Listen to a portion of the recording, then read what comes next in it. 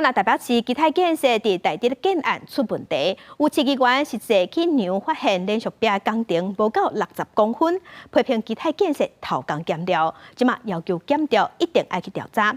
另外，台北市嘛去勘验当地屋的184大工地，发现内底有11件无合格，已经先要求停工。 提笑出来量，台北市议员陈义军指出，基台连续壁工程敢若50公分，高度竟然无够，铺面是意图的60公分。另外，铁啊原来有变形的情形，甚至无照度施工，批评基台偷工减料，检调应该介入调查。想这就很明显哦，就是这个建商偷工减料、草菅人命哦，连续壁才50公分而已，所以这相当的离谱。50公分的钢筋会比放比较少，当然它60公分。 改成50公分，那肯定是不好的。我觉得会偏危险。土木技师指出，连续壁关系到支体重量，若做无照度施作会出现问题。另外，原来有当地商户住户伫讲，问题都还未解决，基台竟然摕到因的雇主打电话来问合建的意愿，互因真生气。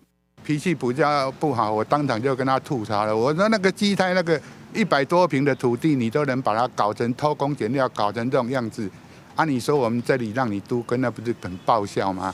受到基台事件影响，台北市政府在开始委托4大专业技术工会，答案现场勘验当地开挖的184件建筑工地，15全部检查完成了后，建管处发现无下检查项目工地拢总11件，已经要求暂停施工，查清楚做改善。 第一个大概就是它的抽水配置，未按施工计划去施作。第二个大概就是他们的各阶段的开发阶段没有跟施工图相符，然后还有一些情形大概是那个观测值已经到达警戒的状态。建管处表示，这个工地等待复查过关了后，才当继续施工。另外，针对台地案41位铁地户损林状况已经全部完成，会伫20暗时办理说明会，由鉴定工会说明鉴定作业目前办理的情形，也甲建筑物安全性的初步判定结果。记者综合报道。